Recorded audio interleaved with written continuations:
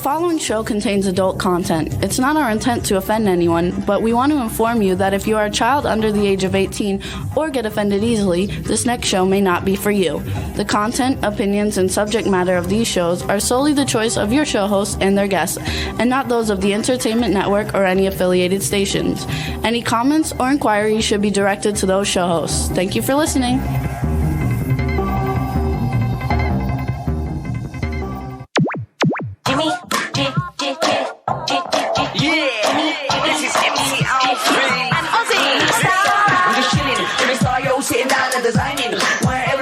Thinking, what are we gonna be wearing? Yo, I'm a Liverpool MC. You can't test me. Big up the girls inside the party. Let's get down to crazy Jimmy. Big up myself and known as Alfie, the one and only, the Turkish MC. Always love the clothes of Jimmy. Bitch, I'm your wanna be. Jimmy Star's new celebrity. We'll take you out to Jimmy Star's. Hey ho, what's up everybody? Welcome to the Jimmy Star Show with Ron Russell, bringing you the good times in music, fashion, pop culture, and entertainment. We have a great show for you guys today. It's going to be a lot of fun. I'm excited because I like both of these people a lot that we have coming on. But before we talk about them, let's say hi to my cool, outrageous man about town coast, Mr. Ron Russell. Hi, and Astro. And Astro, yay. Look at This Astro. dog is so dedicated and loves me so much, and I love him so much. If you're wondering what this is, this was made by Hub. What's Hub's last name? Reynolds. Hub Reynolds, I remember. Hub, are you in the chat room? Not yet. He'll probably be in Yeah, there. when you come in the chat room, babe, are you still making these because they're beautiful? From the computer, you do the thing with the mouse, and you get that awful pain in your arm. What's it called? Carpal tunnel syndrome? Yeah, Or something? I carpal don't tunnel, know. somebody's ass. Anyway, Yeah. you get that and it hurts. So I put this on, and believe it or not, it helps my wrist a bit. And I thought it went sharp with my leopard skin shirt. Absolutely. We love Hub. So here we go. Hub. So we got a couple people starting to join us. Don Hinton, how you doing? Don Hinton's in the chat room. B. Claudia's in the chat room from Germany. I know she's excited about our first guest because she wrote it on Instagram. So it should be a lot of fun, you guys. We're going to have John Billingsley on the show today. Who? John Billingsley. He's a regular on Star Trek, and he was also, for me, I liked him from True Blood a lot because he was in a bunch of episodes, I think 17 episodes of True Blood, which is one of my favorite shows. But he's also been in everything. He's probably one of the more popular character actors in Hollywood. He's been in every show possible that there is to be in, and he's also been a leading man in several shows. And then we have William Perry coming on, like last week's guest, Lee Waddell, actor, stuntman in lots of really big things. And he's also a stuntman for Star Trek, where the first guy is on, but I think different shows because there's a lot of Star Trek shows. Stuff? I just do because these are this is my kind of thing. Believe it or not, so John Billingsley, which, by the way, I ordered his action figure today on eBay since he's coming on the show. Was he And, I have to ask him if he's any relationship to the Billingsleys. The Billingsley was a big reporter, New York reporter.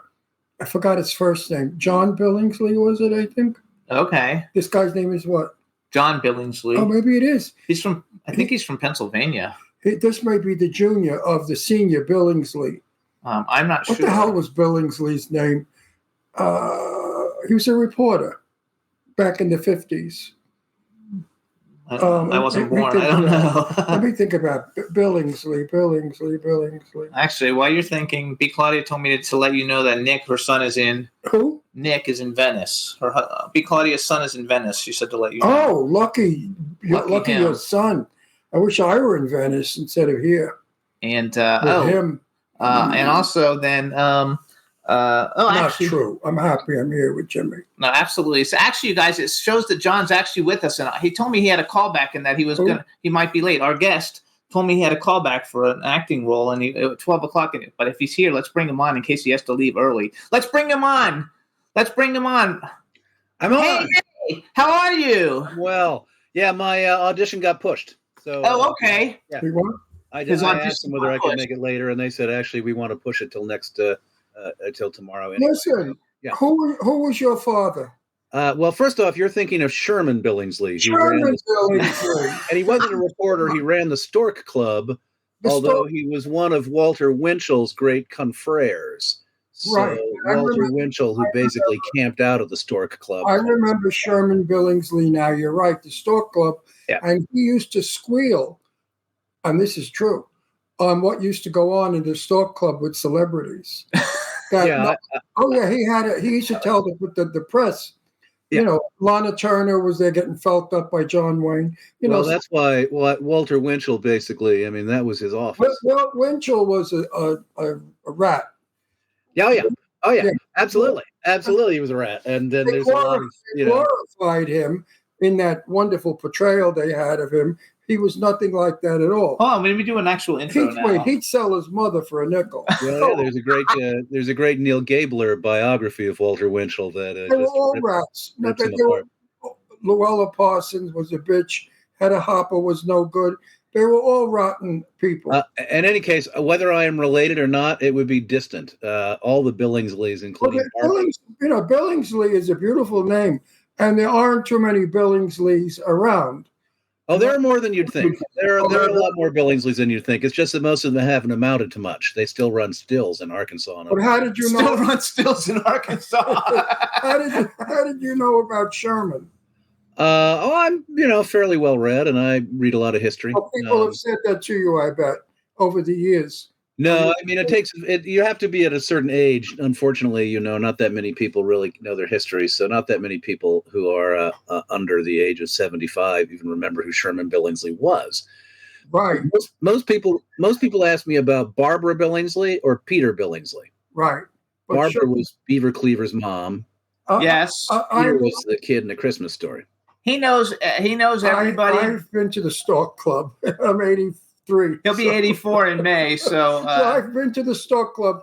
It was wonderful. I must tell you that. So hold on. I want to do an actual intro. Yes. I need the intro. All right, everybody. Now we want to welcome to the Jimmy Star Show with Ron Russell, the incredibly talented John Billingsley. Hello and welcome to the show. We're happy to have you. Thank you. I'm happy to be had. We also have, this is my cool, outrageous man about town co-host, Ron Russell. Hey, how are you, John? Peachy Keen. We're best friends already, John. and then I want to say we have a chat room full of people, so please say hi to everybody in the chat room. They're just starting to join us now, so say hi to the chat room, and then especially say hi to B. Claudia. She's in Germany, and she was freaking out that you were coming on the show, and she's a big friend, so she loves you. Fabulous. Yes, we can just talk about Billingsleys all day long because I know a lot about the Billingsleys. They're all replicas. The room you're in is very interesting. Oh yeah, he reads a lot. They're all books. You read a lot. That's what I read a lot. Look at all those books. That's your office study, or what? This is my office. It's only one room of a house full of books. I have a very patient wife. My feeling is you can either become a heroin addict or you can read. I chose reading. Okay, so for me, you can be a heroin addict or you can collect action figures, and my husband is very okay with that, and he reads. But I have I have probably thousands of action figures, of which I get the action figure of everybody who comes on the show. So I ordered yours off of eBay this morning. Fabulous. Now, let me ask you: do you only have people on your show who have action figures? Is that just positive? If you don't have an action figure, you can't be on. We have everybody, but if they do have an action figure, some people like John Berriman's been on, and he's got like 10 action figures. So I only got the one action figure, although it does have a detachable head. It's got a spare head, so if you get bored with one head, you can put the other head on. I just bought it this morning, so it'll proudly go on my Instagram later on today. Of which you're not on Instagram, right? I couldn't find you on Instagram. No, I'm not. I'm on Twitter, which I refuse to call X, and I'm really not even wanting to be on Twitter anymore. The only reason I do social media is to promote the various charitable events and causes that I'm involved with. I'm not much of a social media schmoozer otherwise, so I keep my social media. Well, you're intelligent. He's not on it. He just does Facebook. Yeah, I mean, you read a lot. Did you know that people like us are addicted to reading? I do. I read everything. When I used to take the subway years ago, I would read all the advertisements. And I mean, it's a disease. I still do it today. I read labels on cans and milk containers. But whatever's in front of me, if there are letters, I have to read it. And it's a compulsive disorder. You know? Well, that's what I mean. If you were going to have a compulsive disorder, it better be a love of books, reading and collecting than heroin, gambling, loose women. No, you're right about that. Wait, my next question was, are you a Gemini? No, I'm a Taurus. Oh, because Geminis are addictive to reading. When does Gemini begin? I was born on May 20th, so I'm on the cusp. Oh, you have a lot of Gemini in you. That's why you're reading. Geminis have to He's know. May 28th, so Yeah, Geminis have to know everything. We must learn every day. If we're not learning, we get depressed and miserable. Am I right? We have to know what's over the I certainly need to read every day, and to the extent that one learns when one reads, yes. Yeah, I read a lot of fiction, so a lot of what one But don't you have to know what's over the hill and behind the door? I don't necessarily want to know what's over the hill or behind the door, because if it's threatening, I just as soon pretend that the door is not my door. I don't mean politics. I mean in your private life. Oh, I'm very up on politics. I have to know everything that's going on around me, every single thing. Anyway, all right. So anyway, I want to move this forward. We have a lot. Go ahead, go. I wanted people to get to know his personality, not just sell his product. Okay? He doesn't have a product to sell. No, but you're selling it. You're not giving him a chance to be known to the people.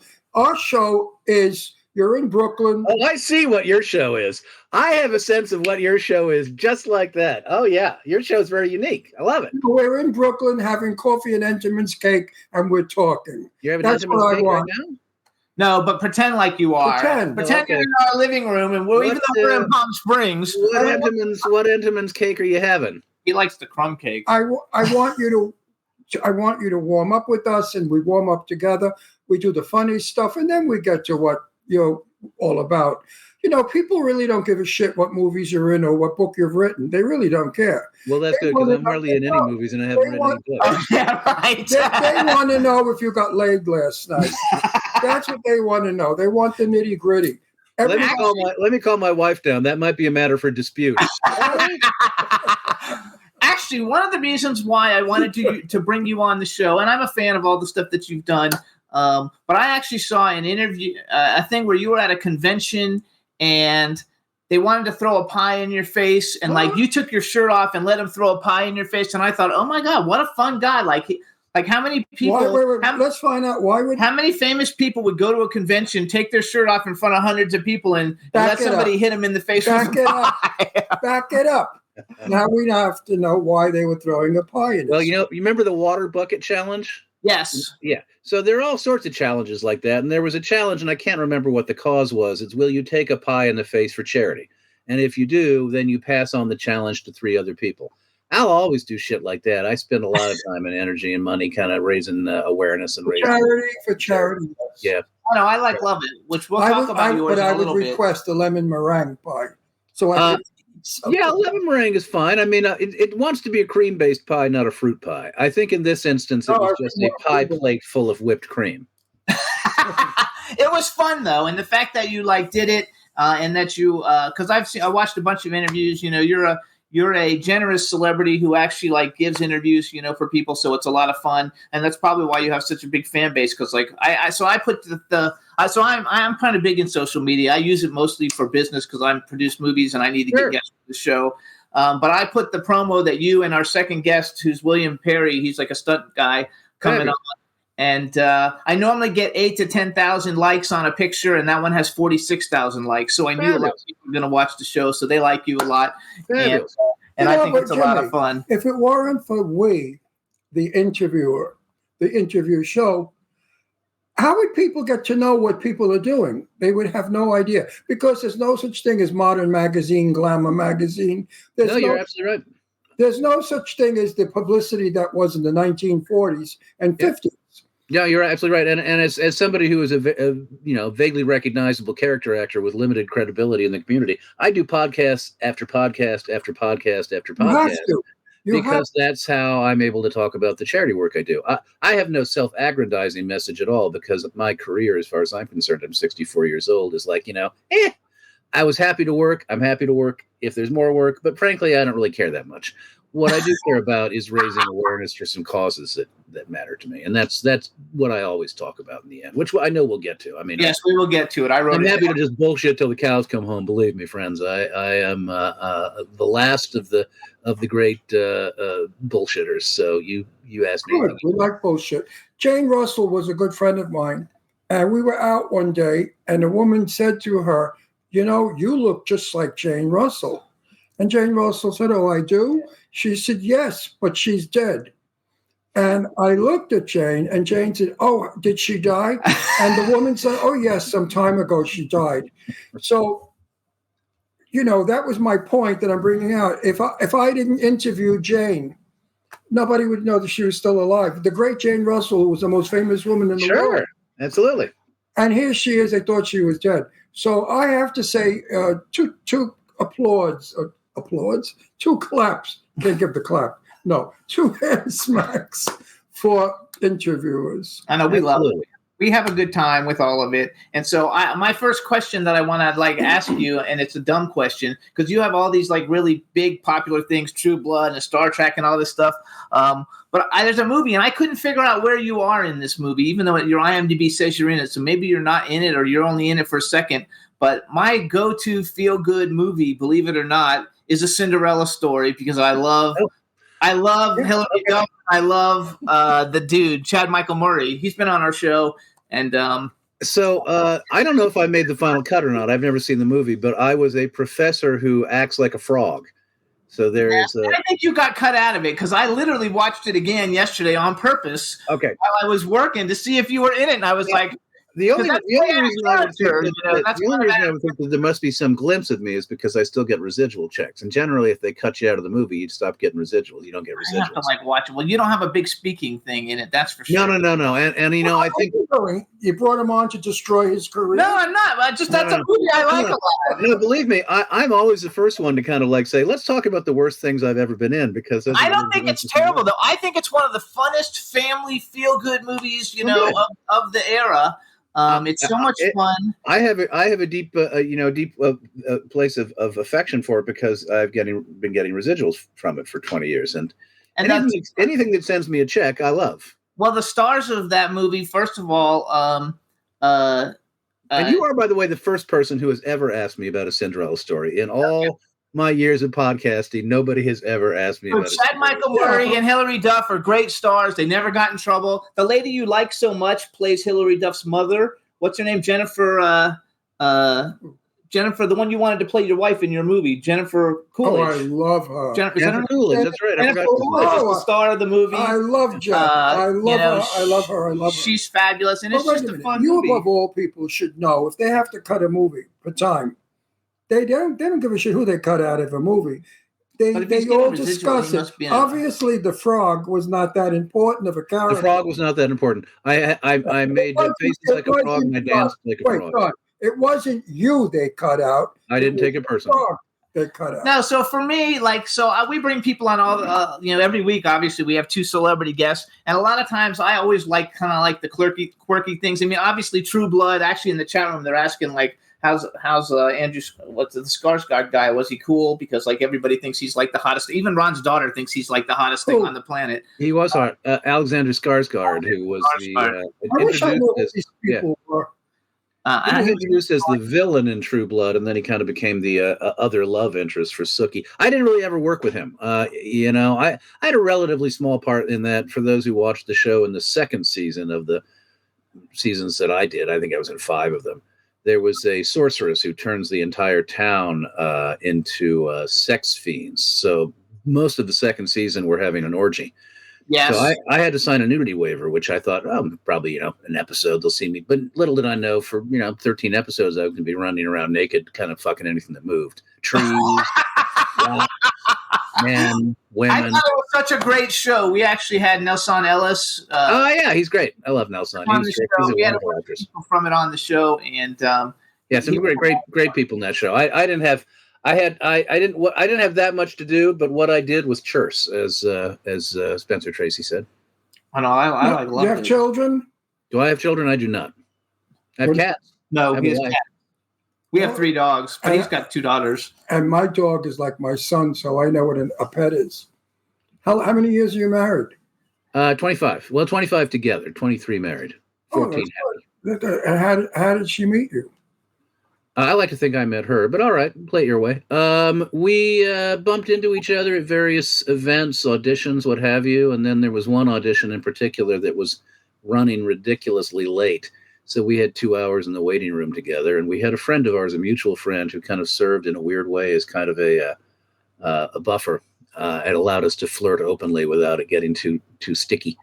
And at the end of that conversation, I asked her for a number, and in spite of the fact she said she didn't believe in dating anymore, she gave me her number. And then bing, bang, bong. I knew right away. Was it love at first sight? It kind of was. I mean, we'd met before, but it was definitely love at first conversation. The first time we actually had a legitimate long conversation, it was like, ooh. Yeah, I knew right away. I'd been married before. She'd been married before. But it seems to have been the right marriage. It was the right marriage. 25 definitely. years later. Yeah. You know, in Hollywood, 25 years is 1,000 years in the real. Well, not for character actors. There's all, we're an entire different breed. The celebrities and the stars, that's one thing. But we character actors, I mean, I look like a potato. It's not like I'm going to be screwing around all over the city, for God's sake. I'm a character actor, and I'm a 3-timer. Well, really? Okay. Yeah, one to death. One died, and what happened to the other one? You divorced your wife. Oh, I divorced my wife. And then he was with My his husband who died of pancreatic cancer. It's a good book. And then me. And we're like going on Jimmy. 11 years. So, I know a lot of young guys, when they start off in the business, they sort of fall in love for the right reasons, not necessarily for love.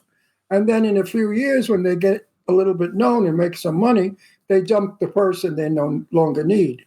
So that's what happens among the little actors. I think that's just true generally of people, Everybody. A lot of people that get married when they're young, and it's like, you probably shouldn't get married until you're 35. I mean, yes, I agree. So wait, I want to brag a little for you. Now you can brag. I want to brag a little because you're very humble. You are a character actor, but you're not just a character. I mean, you're a character actor. You've been in everything. And you guys, I didn't write everything down because there's too much stuff to write. But here's some of the stuff that you will have seen John Billingsley in. These are some of the TV shows that he had. Maybe it was on an episode or two. And don't mumble. And these are huge shows, you guys. This Is Us, Shameless, which we've had everybody from Shameless on the show. The Good Doctor, Criminal Minds, Without a Trace, Leverage. I love that show. The Practice, Silk Stockings, L.A. Doctors, Martial Law, Felicity, The Pretenders, X-Files, Nash Bridges, Diagnosis Murder, Judging Amy, Family Law, Gilmore Girls, which a good friend of ours wrote that. Stan Zimmerman. Oh, okay. Gideon's Crossing, Touched by an Angel, The West Wing, 6 Feet Under, Roswell, NYPD Blue, Stargate. Stan Zimmerman wrote that. I said it. Stargate SG-1, Angel, Nip Tuck. I love that show. Cold Case, CSI New York, The Closer. That's not all of them, you guys. I just wrote down the ones that for sure everybody knew a lot. And some of the movies you've seen him in: Crocodile Dundee in Los Angeles, High Crimes, White Oleander, Out of Time, The Man from Earth, The Last Word, 2012 with John Cusack, Trade of Innocence, The Watcher, The Shift. And then he's also got, I don't think I mentioned, Beverly Hills 90210, True Blood, Suits, Masters of Sex, Scrubs, 24, Dead and Deader, The Nine, Prison Break. And obviously everybody knows him as Dr. Phlox from Star Trek Enterprise because he's on 1 million episodes, and that's where he has his action figure from. That's where I get my action figure. Is that where people most recognize you from? It depends upon the people. Some people I was in a movie called Out of Time with Denzel Washington. Obviously, Denzel's got a huge fan base. I was his buddy in that movie, so a lot of people recognize me from that. I've been in all the crime shows. The people who are aficionados of crime shows recognize me as serial killers and child molesters. And then there's the sci-fi community. Yeah, I have a little specialty, a little subgenre specialty of playing perverts. And then there's the sci-fi community, and they know me from primarily Star Trek, but also all the other sci-fi shows I've been on. There are Stargate fans, there are X-Files fans. I've been on 4 or 5 TV series that flopped. So sometimes you meet somebody who liked The Nine or liked Intelligence or a show called The Others. But the one that survived and lasted for a number of years was definitely Star Trek. And that's where most people know me. Do you know Tracy Lee Coco? Do you know Tracy Lee Coco? I know Tracy, yeah. She's a friend of ours that we see a lot. We see her at a lot of events when we go to different events. Pretty much anybody in the Star Trek community I know. I've been around in that community for 25 years. The show I was on was called Enterprise, and it premiered in 2001. And we all know each other. We go to conventions. I just got back from a Star Trek cruise, which is an interesting thing. So we're all buddies.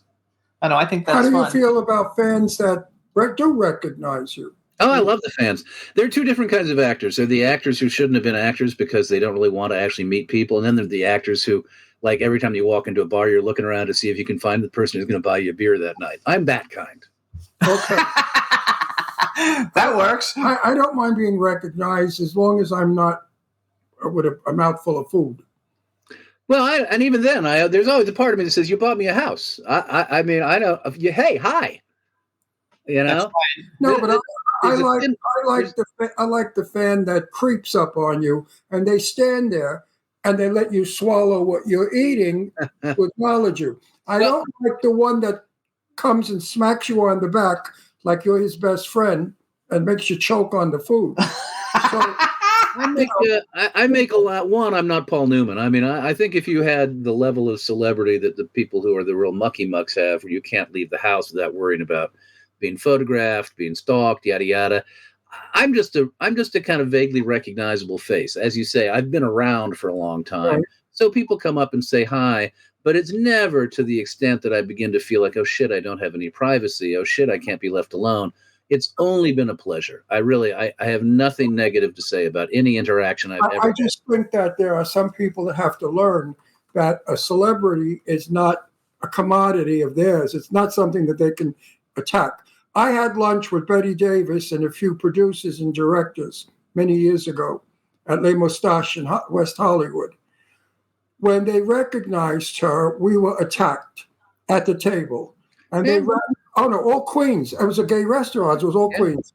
All the queens ran over to her. Oh, Miss Davis, I love you. I adore you. I love you. And Betty sat there saying, of course you do. Of course you do. Of course you do. And actually, I thought that was perfectly wonderful, the way she got rid of them by saying, of course you love me. Yeah. And as I say, I would be hard-pressed if I were Betty Davis or Paul Newman or anybody else to have that level of celebrity and that level of attention. But I'm so far down on the ladder that it's the perfect amount of attention for me. Enough for me to feel grateful and not enough for me to feel overwhelmed. I've, again, been extremely fortunate in that respect. So let me ask you a question. Have you ever, because I know, do you know who Steve Basic is? I don't think so. He was on one. He was on one of the Stargate shows, but I don't actually know which one. I just thought maybe everybody. I was on one episode of Stargate. I had a nice star role, but I don't know the Stargate world anywhere. You know, if you're a series regular, that's your milieu. If you're a guest star, you're on for an episode or two, and you meet some people, but you don't know them. So do you have to audition? Because you've been a guest star on like 100 shows. Like, do you have to like audition to get those also, or do they just pretty much put you in for who you are? Every now and again you get an offer, but at my level, for the most part, I still have to audition. I tried for a while, in part because I wanted to spend more time devoting myself to charity, to kind of say, hey, make me offer only. And I learned pretty quick, that ain't gonna fly. So I still audition. Mostly at my age, I made a nice amount of dough and I don't really have to work. I love to work, but I don't sweat it. So I turn things down if I'm busy. I don't like horror movies. There are certain things that I'm just not interested in. Oh, you did a couple too. You did a few horror movies, but you didn't really like them. I did, but it's not really my, I mean, suspense movies, scary movies, gory movies. I'm just not that, not my. So we're not going to see you getting your leg chopped off in a Saw movie.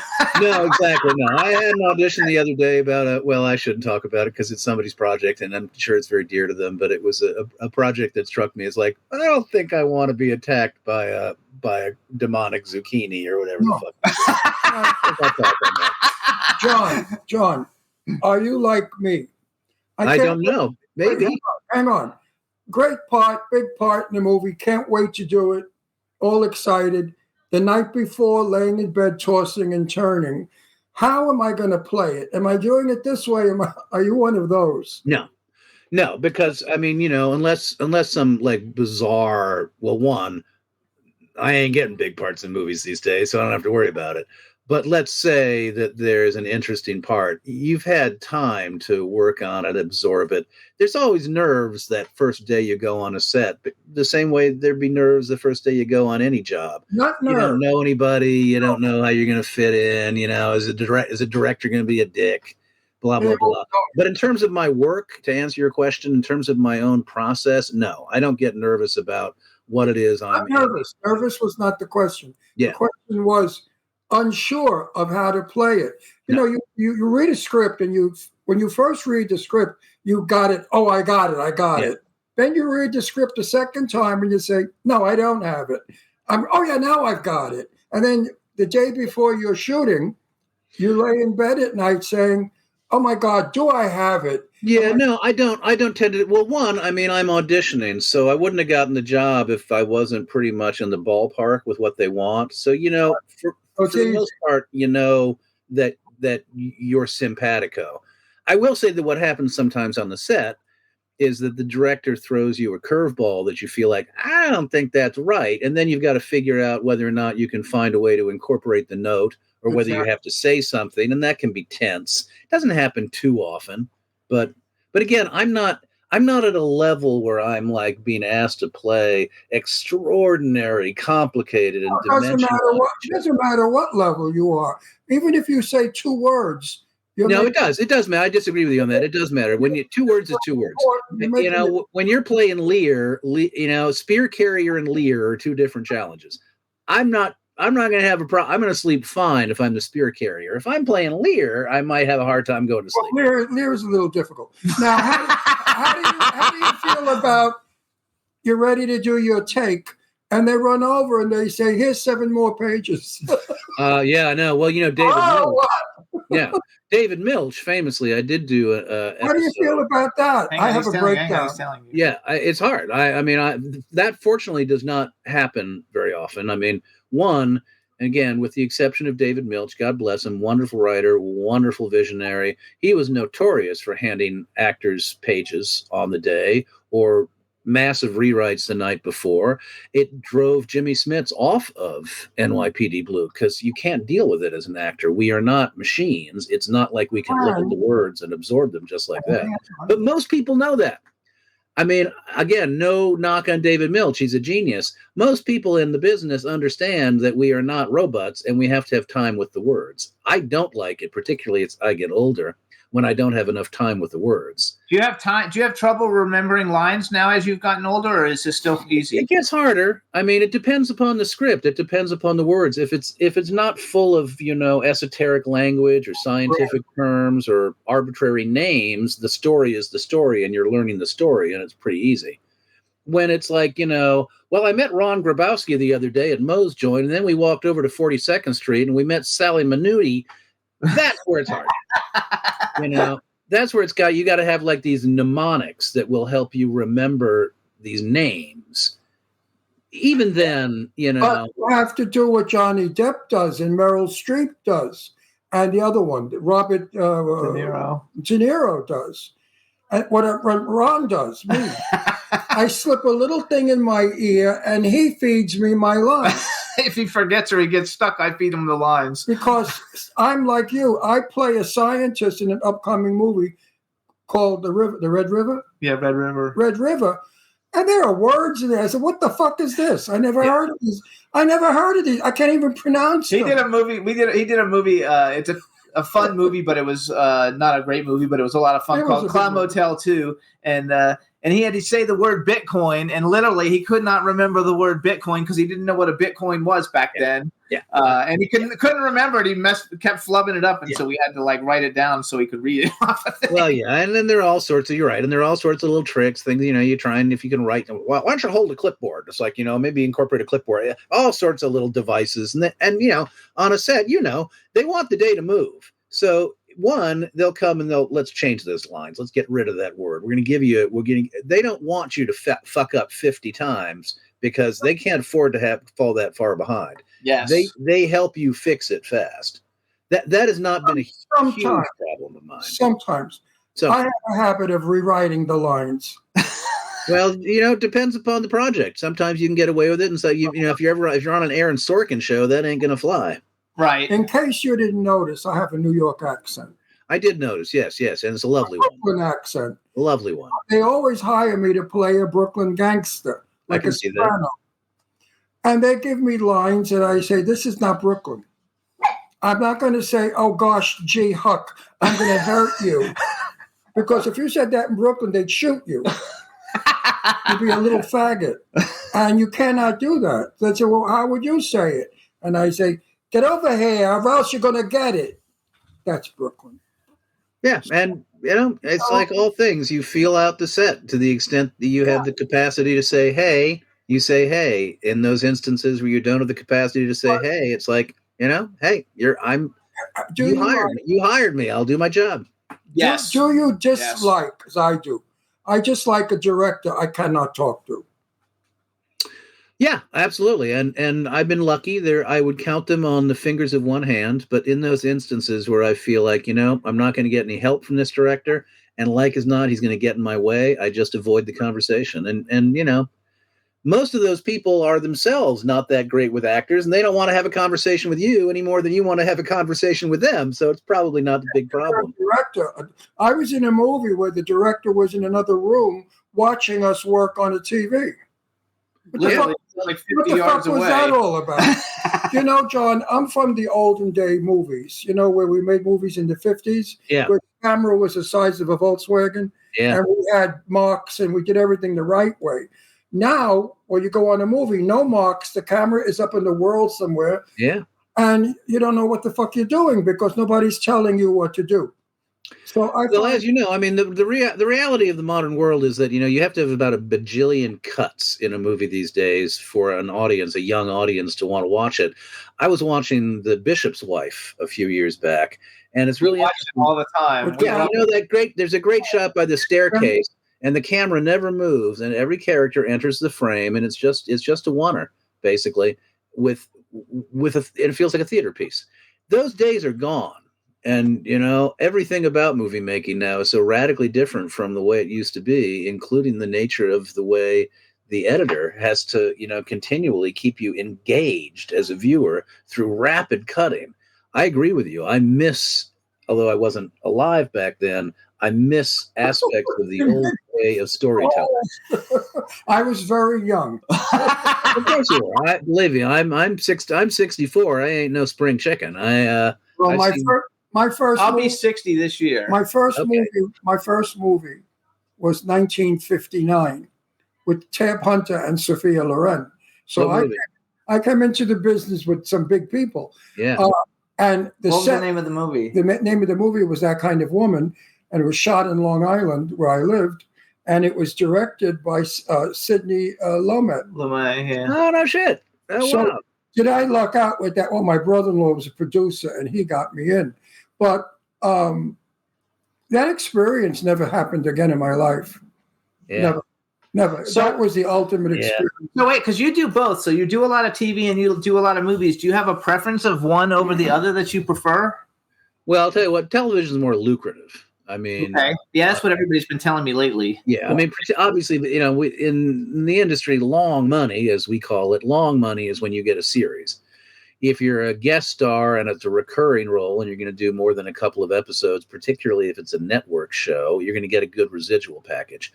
Unless you are a lead in a film and it's a really good film, the reality is that most movie work, it's independent. Much of it doesn't see the light of day.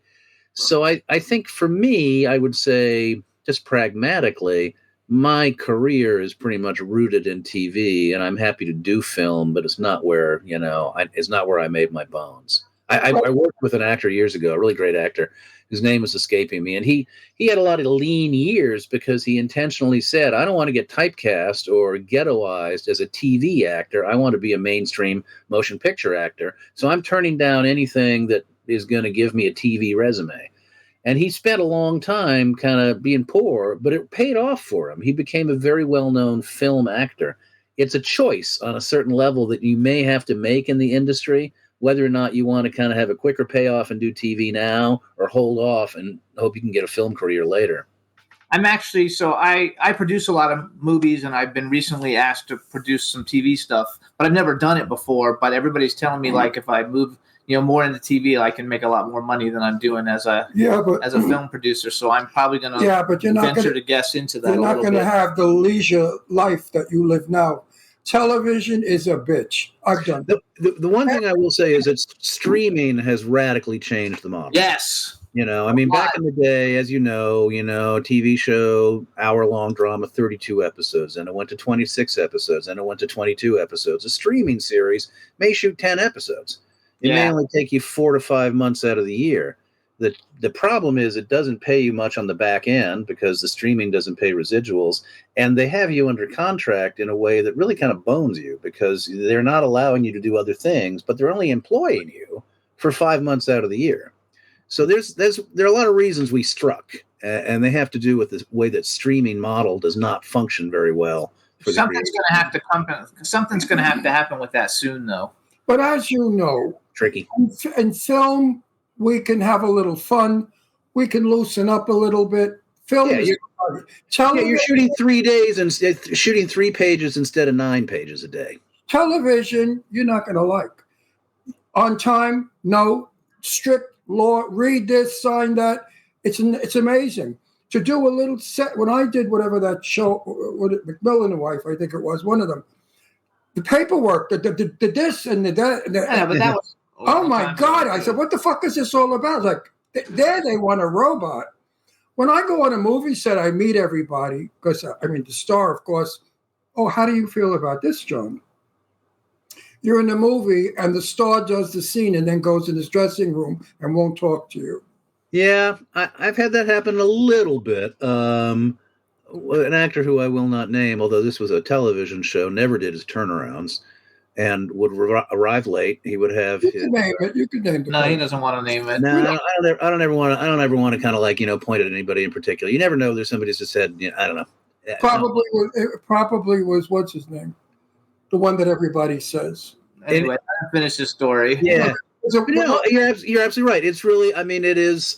It would never ever occur to me that that you should basically let down a fellow actor. You're there to give that person, as they are to give you, the best whack at the best. Absolutely, you're in that scene for a reason. Yeah. So no, that is just hard to walk by. I've only had that happen once or twice, and it's always been in television, never in film. The one I'm talking about that everybody says does it, he's terrible. And we like him a lot. He's in that wonderful show, that cowboy show. Kevin Costner. Kevin Costner wouldn't talk to you if you dropped dead on the set. Oh. Well, I definitely have had experiences where you kind of feel like the number one on TV or the lead in a movie is not to be approached. And I yes, as a human being, my feeling is always like, hey, if you're number one of the jobs is to create the tone and environment on the set where everybody can feel comfortable and relaxed. If you're not doing that, you're making it harder for other people to feel comfortable at work. And how is that a good thing? It's done nowadays. But having said that, let me just finish this point. Having said that, I have to project myself, like you mentioned, Betty Davis. When you're a big star and everybody wants a piece of you, I think you learn how to kind of elbow out the space you need to do your work. And it's also you're number one, and you've got a really bitchy job. It's hard. But I was talking about relationship between fellow actors. Joan Crawford knew every cameraman, every lighting man on the set. She would play cards with them. Betty Davis, superstar, loved her crew. Yeah. Jane Russell loved her crew. She and Robert Mitchum, when they were making Macau, they put a blanket on the floor and they all got drunk. So with the crew. I think that's the way to do it. I totally agree. But that was the good manners of the stars. These little shit asses today think who the fuck they are. Like Jennifer Lopez, a good friend of ours is a dancer. And she was in a movie with Jennifer Lopez. Music video. What was it? Music video. A music video. And they told her, do not look at Miss Lopez. Do not speak to Miss Lopez. And this girl said, I'm a fucking dancer. I'm one of her chorus girls. We don't care. This is my general approach is that I always feel like until I have a personal experience with somebody, I try not to let. No, this friend of ours is a very important lady. No. I'm just saying, because the thing is that what you said though, because I have a lot of people. There's a lot of people that everybody always comes to me and says, "Hey, this person wasn't nice to them," and we have them on our show, and they're nice as shit. Well, that's exactly the thing. Is you just don't know what the deal is with somebody when they have a shitty day, and maybe they're a shitty person and they change. I always kind of feel like, what I've got is a person in front of me now, and I'm going to work with them or relate to them based on what they're giving me now. Actually, I had a bad experience with somebody in the movie 2012. I won't say who it was, but I met him at an event and in public where I was Elton John's guest to a concert, and he was there, and he was not nice at all. But Yeah. I let him have it. But anyway, here's what I want to do. I want to play a real quick clip. It's only a minute All right. of you on Star Trek. All and, right. and one reason why I'm bringing it up is because it's with Robert Picardo, and we actually are doing a movie with Robert Picardo. And very he soon. is Now, such a so cute guy. this wouldn't be from Star Trek. This would be from the Orville. Oh, from the Orville. Yes, from the Orville. Yes. Yep. I love the guy. He's such a great guy. Nothing We're doing like a movie his- with him right Yeah. after the Academy Awards. I He think we're is going to be so going nice. into pre-production. So I want to play this just because it's you. Now we know you and him, which we're getting ready to work with. You know why I like him so much? He's another Italian from Brooklyn. No, you don't know Robert Picardo. You haven't Robert met him yet. Losado. No, Picardo. Oh, I thought you were talking about Robert Losado. No. Robert Picardo. We're doing. Do you know Robert Losado? I know Robert Picardo. Robert Losado is a very super big famous horror guy. No, he's not horror. Robert Losado. Now he is, but back in his career, he wasn't. He was in the Mule with Clint Eastwood. He was in Nip Tuck like you. He is such a guy he's now. a nice guy. Anyway, here's the clip. We're going to play this clip, you guys, from the Orville. Juan, go ahead and play the clip. We want to show it to everybody, and this is you. And let's enjoy it. It's only a minute long. We'll be right back. Author of a paper first published in the Chilean Journal of Science, the Malara vaccine, and its effects on the risk of Torrens syndrome, a formal dispute. It all comes back to him. It wasn't personal. He needed more peer review. He was wrong. No, you were wrong. And you are going to admit that you were wrong. To rush publication of his research. You are going to renounce your position. Thousands of people would have died without that vaccine. You are going to tell the world that you lied. He was right, you were wrong, and you can't live with the guilt anymore. This is insane. I will not go on record declaring a vaccine is dangerous when it isn't. All right. I fucking Dude, I have to tell you something. So as soon as it comes on, I said, that's Robert Picardo. And then you came on the screen. He goes, he looks familiar. I'm like, that's the guy we got on the show right now. And he starts laughing. Jesus. I'm telling you, 83 it really sucks. But I love you it. look so different without the glasses. Well, and you got a rubber hat on, you know? I mean, that's the thing. When you're wearing a rubber hat, it's like I barely recognize myself. Oh, I don't know him, but the other one looks familiar. I love it. Okay. So I want to go make sure we still have some time left, but I want to make sure we get in your charity work. I know that you do a charity. It's called Trek Talks. You can go to Trek Talks, TREK, like Star Trek, you guys, trektalks.net. It's a fundraiser that you host. I think I went on the website. I think it's been 3 times you've done it. Yeah. So the charity itself is the Hollywood Food Coalition, which is based in Los Angeles. Although I think as a model for what other cities and communities can do, it's a good one. We basically provide a hot meal to all comers 7 nights a week. We rescue 3 million pounds of food a year, and we share it with about 150 other community groups. We augment and buttress their meal programs. And then we sit down with a lot of other food rescue organizations to figure out ways that we can collectively rescue, share more food, figure out how to get more refrigeration capacity, storage capacity, find more beneficiary groups, find more organizations that need food. So I do a lot. I've been working with them for about 8 years. We've grown the organization quite a bit. And Trek Talks is a annual telethon, 8 hours long. We have, like Jerry Lewis telethon, we have a ton of Star Trek guests. So we interview, they entertain us, they have stories and skits and blah, blah, blah, blah. So Hollywood Food Coalition is hofoco.org if you're interested in that. Trek Talks you can find pre-existing the last 3 Trek Talks shows we did on YouTube. And then real quick, I also do something else. My mother passed away from pancreatic cancer. So did mine. Yeah. Well, yeah. So there's a one husband. Oh, it's the third unfortunately most lethal cancer and the fastest growing cancer in America. Can I interrupt you? Yeah. I went to 1 million doctors from LA to New York to Florida with Sal, and every doctor said due to cigarette smoking. Yeah, I mean, God knows there are a lot of reasons. My mom passed away at 70. She was a cigarette smoker in her youth. I think that definitely is you know, I mean, there's no world in which cigarette smoking is good for you. Yes. But the organization is called Pancreatic Cancer Action Network. On April 27th, there's a walk called Purple Stride. It takes place in 60 cities all over the country. I am part of a team that raises money called Trek Against Pancreatic Cancer. If you go to Pancreatic Cancer Action Network and you go to Purple Stride, we are right now the team leaders. We've raised more money. You can support the Purple Stride Walk and our efforts to fight back against pancreatic cancer. I love the fact that you use your celebrity for good things. I mean, and a lot of celebrities do, but I just think it's very cool to do that. We have to really conquer this disgusting pancreatic cancer. Well, this is good. I want to throw out some good news, which is, yeah. Wait. No one on this planet has ever survived from pancreatic cancer. But you're not wrong, because Kitty Swink, who is a Star Trek alumni, is a 20-year survivor. Wow. And it's really I've had it on the tip. If you the message is, if you catch it early enough, so early detection is really important. A lot of people have symptoms that they don't realize could possibly be connected to pancreatic cancer. Backaches and stomach aches. They think, screw it, I'm not going to go see a doctor.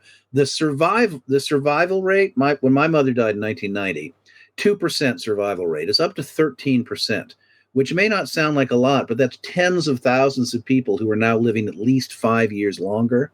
And they are coming up with some really amazing, the medical research that is being done, which is one of the things this organization helps to support. It's really mind-blowing. I'm not a scientist, so it's hard for me to talk about it, but there is some really cool cutting-edge research. It is not a death sentence. I love it. I think it's terrific. Well, I hope not, because it's terrible disease. 20 years ago, Sal came down with it, and he died in 3 months. Yeah, that's what happened to my mom. But 3 months. But also some of what's happening right now, in large part because I think this organization, the Pancreatic Cancer Action Network, is doing a lot to raise awareness, is that doctors are realizing, oh, you know what? I just have automatically always thought nothing I could do. In fact, there may be more that I can do. There are more people actually beginning to really specialize in pancreatic cancer treatment. More doctors are beginning to put more time and energy into thinking about what might work than ever have before. I think it's super. So let's go. Just tell us both of them again. One of them is Hollywood Food So the easy thing is Hollywood Food Coalition, which is hofoco.org. And the other one is Pancreatic Cancer Action Network.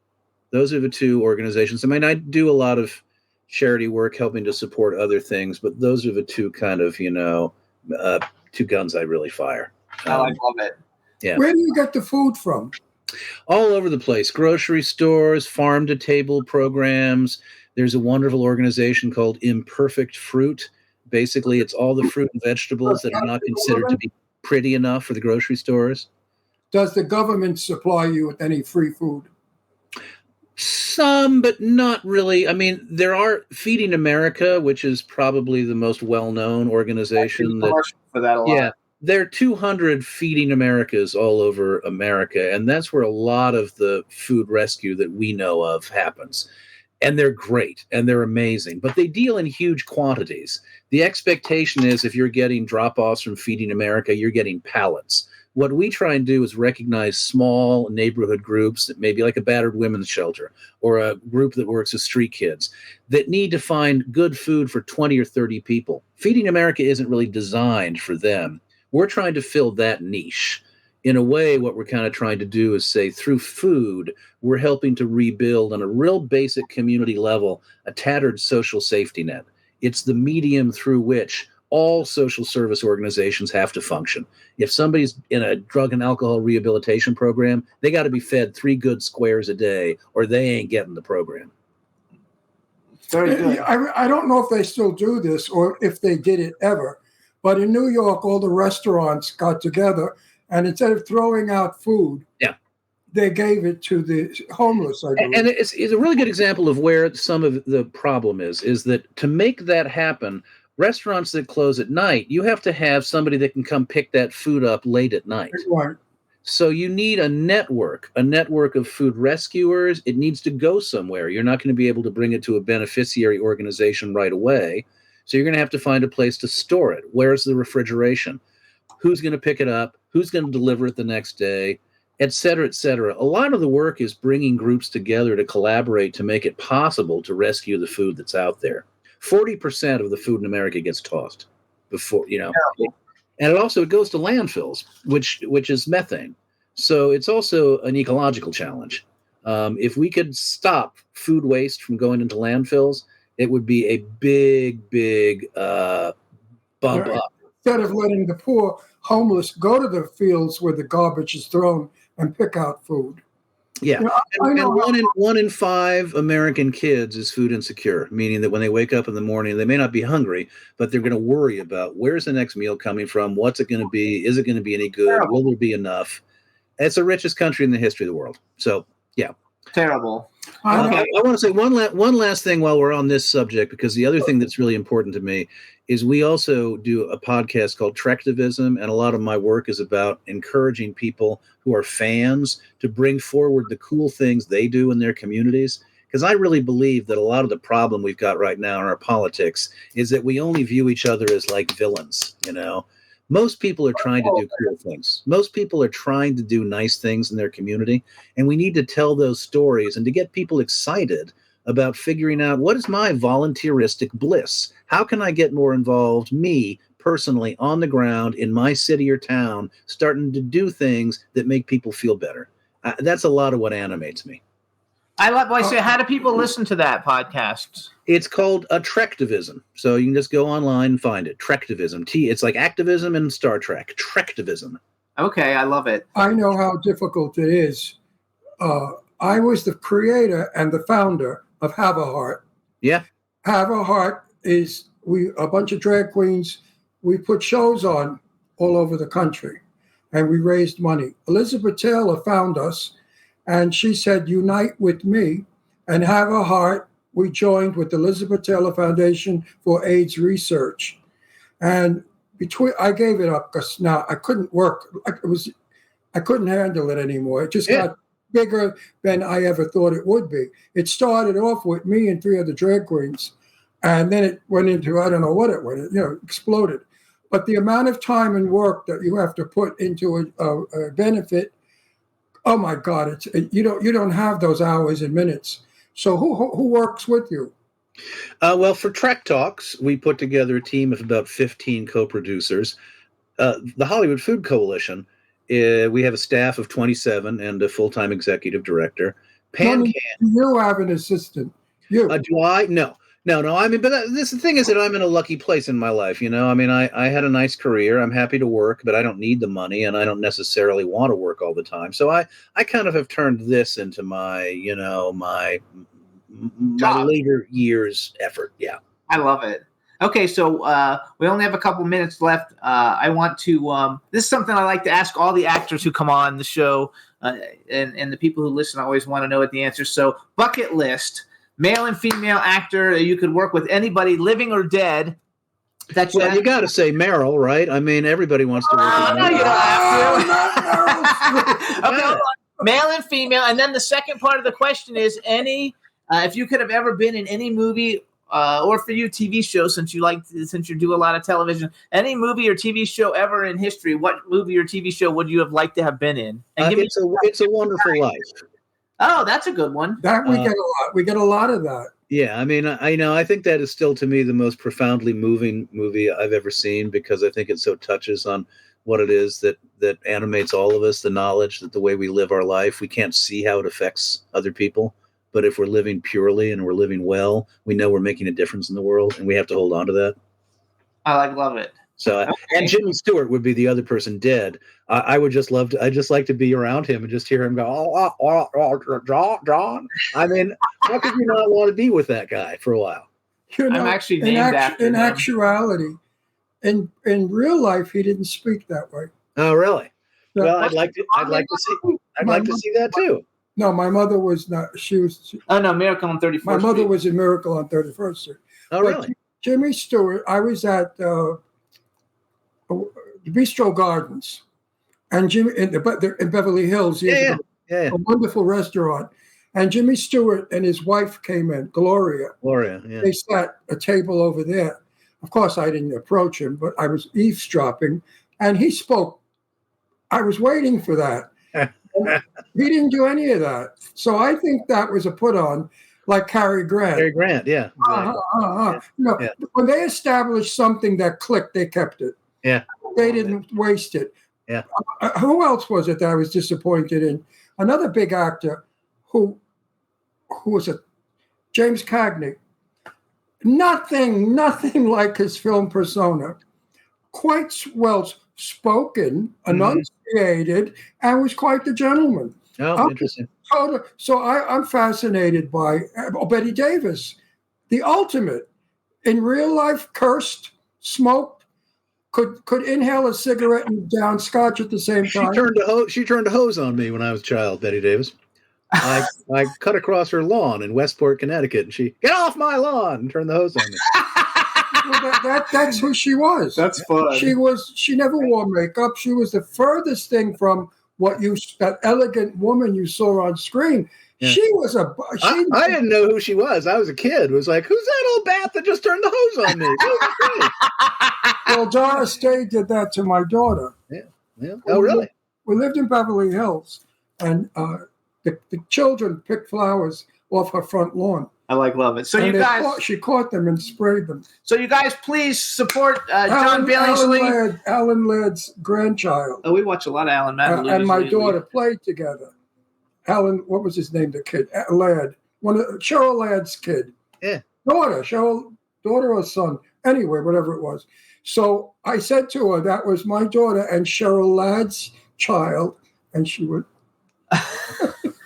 Anyway, we got another guest, so I'll let you. I want to say thank you so much. I really enjoy your work. Thanks for coming on, and thanks for all the great work that you're actually doing for the world to help your communities. It's very honorable, and I really like it a lot. You know what? For all the energy that you put into this, believe me when I tell you, you get back what you give. I believe you. I think that is very true. If you do good, you're going to get back good. And if anything big's coming up that you got, and any big shows, let me know, and we'll bring you back on anytime. And actually, I'm going to put you on because I'm producing 9 films right now. If we have anything really juicy that might be good, I'll give you a little message and see if you might be interested. You're going to win an Oscar, and I'm going to be in your movie, and you're going to be the star. And you're going to go in your dressing room and ignore me, and I'm going to beat the fucking shit out of you. Wow, we better get on that. Given our ages, we better push. That's going to happen pretty fucking fast. Is all I say. John, thank you so much. John, enjoy yourself. Thank you so much. I would like to work with you. Absolutely, I think it would be fun. All right, bye-bye. You never know. You never know. Bye, guys. Bye-bye. Bye-bye. All right, everybody. So that was John Billingsley. We'll have fun. Nice guy, good guy. We're going to take a quick music break and play Stefano, Why I'm Here, and then we'll be back with our second guest, William Perry. Oh. Take it away, Juan.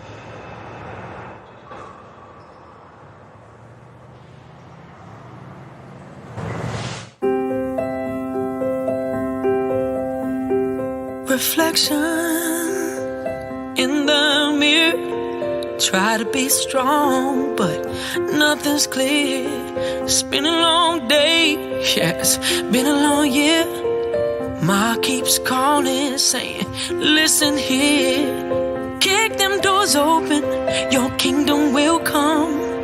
Don't lose hope, son, stay full of love. So I drowned my fears, and I swam to change. Now watch me run through the pouring rain. This is why I'm here. This is what I'm here for. Stuck doing things I don't wanna do. Guess it's cool, cause it brought me to you on this windy road. Yeah, friends come and go, but I got you here now, and you're all I know. You wake me up, you hold me down, you never leave, you are my crown. There's no question it's crystal clear. Now I know this is why I'm here. This is what I'm here for. This is why I'm here. Oh, this is what I'm here for. This is why I'm here. Yeah, this is what I'm here for. This is why I'm here. Yeah, this is what I'm here for. Oh, this is why I'm here. Oh, this is what I'm here for. This is why I'm here. This is what I'm here for. This is what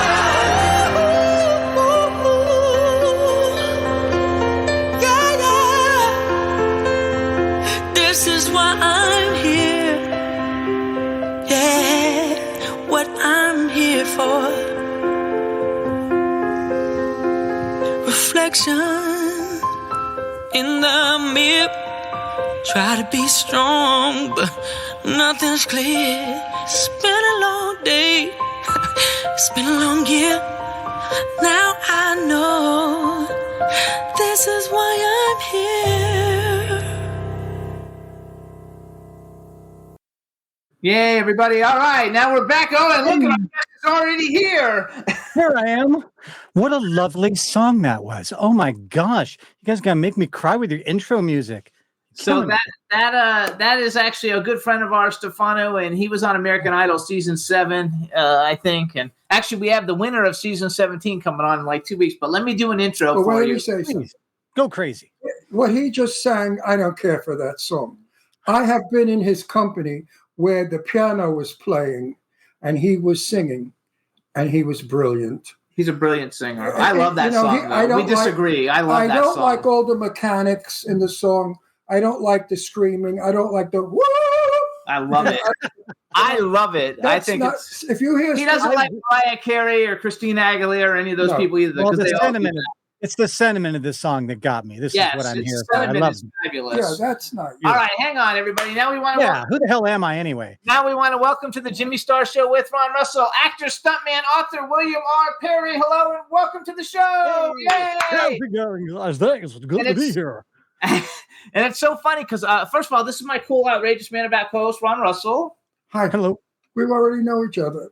Yes. We're roommates. And we have a few people in the chat room. Give a shout out to the chat room. Shout out in the chat room. There you go. Hey, I everybody. love it. Look at you. He's got a mic and everything. You must do this a lot. I do audiobooks, and so I got some decent mics. Oh, there you you do an go. audio book? Yeah, I've got I've Do done a you know- couple of my own, but I also have done about 30 others for other people. Do you know a friend of mine? The queen of audiobook, Barbara Rosenblatt. I know the name, but not. I mean, I the only person I know in this is the guy that taught me how to do it. He's got more awards than anyone. She did Barbara Streisand's life story book. Barbara Rosenblatt is probably she does the whole book, all the characters with different voices. Do you do that too? Do you? Or do you just do Yeah, it? I did a 7-book series. He called it a space opera, and there was 35 characters and 35 hours, and different voices and different genders and different. And it's actually a really fun thing to do as an actor, because it's like the longest cold read you ever had in your whole life. You know, because I don't read them first. It takes too long. I was meeting her for lunch in New York, and I went to the studio, and she's in this little glass booth, size of 1 by 1, and suddenly I hear this man. Oh no! Don't do that. Why not? I want. I thought, holy shit! It's tricky because you have to be able to distinguish. I love it. You got to know who's talking. It's not even just the voice, but because the book doesn't always say "said Bill," you know, it just it changes. You got to remember which voice you do. If you do 35 voices, you got to remember which voice you did for which character. They have a script. I keep a picture on the wall of the people they remind me of. That way I'll go, well, he kind of reminds me of James Doohan from Star Trek. So, and I don't do a James Doohan impression. It's just It helps me to click idea into who who it it is. was. So if it sounds like James Doohan, it's lucky, but not. So give us, I think audiobooks are the greatest thing since Carvel ice cream. Does that Because still exist? Yes. I think they still Okay. sell. I don't know the way. Because you can be driving and listening. You can be cleaning a house, and they're wonderful. I don't think. Hang on. Give us some titles that we could know you from. Well, just because you mentioned it, I have. You just happen to have. I'm a total sellout. I'm sorry. I have a book called "By His Hand" that I What is did. it called? By His Hand. And then the sequel is called Out of His Mind. And they're two short novels. But I've done a bunch of novels for a place called Red Cape Publishing in the UK. And it's called The A to Z of Horror. And so it's 13 stories by 13 different authors from all over the world. And they're amazing. Such good stuff. But you'll do a book on exorcisms. So we got 13 stories about exorcism. So how many exorcism voices do you got? It's like you start talking like this for a while. And you're like, no, that's not going to work. I already did that. One of my favorites was the guy said, you always think your demonic voice is going to sound like the exorcist, but it just sounded like me. I'm like, oh, thank you. That's going to save my throat for the next hours. I don't have to do some screechy, scratchy, demonic thing. Actually, let's talk about your. First of all, to go back to Carvel, I don't know if they actually have Carvel like Dairy Queens anymore, like they used to. But if you go to the grocery store, you can buy Carvel like ice cream cakes and stuff. Of which they used that guy that did the commercials. He talked like, "This is Fudgy the Whale." The commercials from way back. I love it. When I lived in New York, we had a Carvel stand, and it was 15 cents for a big Carvel ice cream. 15 cents. Could you? Do they have an ice block in that? I'm just curious because it sounds like it's a while back. Yeah, do they have ice block in it? Yes, it was still warm back then. This is back. I think it opened in 1955. So the dinosaurs were pretty much long gone. No, actually, Did you hear what he said? He said dinosaurs were long gone by then. No, I think it opened earlier than that. I think I was about 10. So it opened in 1950 because I'm 83. So I go back a long way. I look damn good for 83. I'll give you that. Huh? Oh, and he still works all the time. No, I wanted to say something to you now. Oh, yes. The reason that I love audiobooks so much is because I'm from the day of the radio. And the radio, in a sanctum, open the door to in a sanctum, and we get scared stiff. And audiobooks do the same thing. If you put one on and you're in the dark in your bed, and you have a spooky, it's far greater than a movie because your imagination is doing it, right? True. So I suggest people you get his audiobooks. There's a great app called Chilling. It's called the Chilling app. And it's nothing but it's like Spotify, but it's all just scary stories and scary short films. If you're into scary, it's awesome. I've got both of my books are on there, but it's thousands of hours of stuff. So anybody that's really into spooky and just wants to listen to it like sort of old time radio, Chilling app rocks. I don't get anything for saying that. They're just really cool people. And so it's a great app.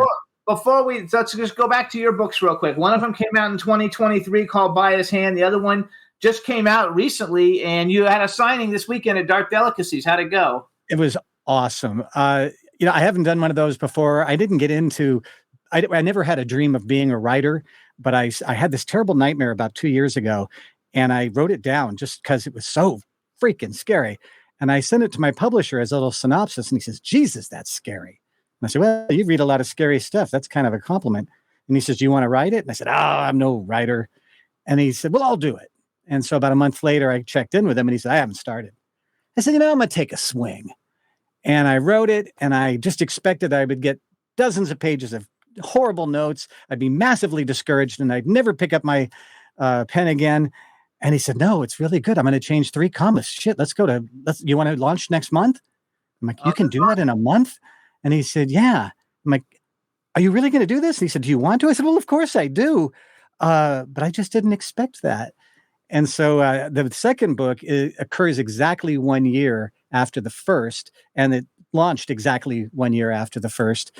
And it's a continuation of the story. And any good story is 100 times more like a great sequel to a great movie is more intense. It's bigger, it's badder, it's scarier, it's whatever.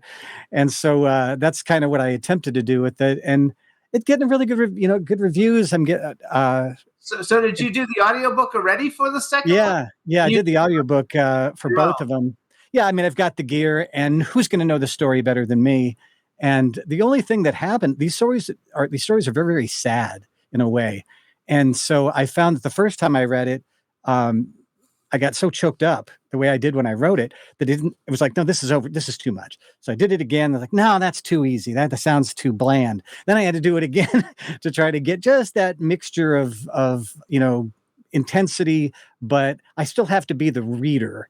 I still have to sort of set myself aside just a little bit and let the other people talk. You know what I mean?